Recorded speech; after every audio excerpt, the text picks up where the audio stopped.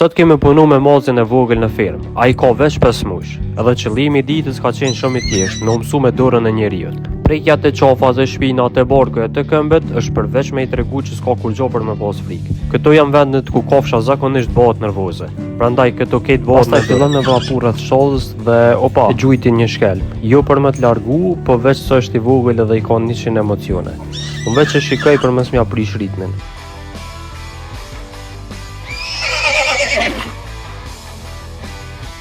Në fund e kom kthy te nona vet, për me pi edhe mu qetësu e mu ndjej sigurt.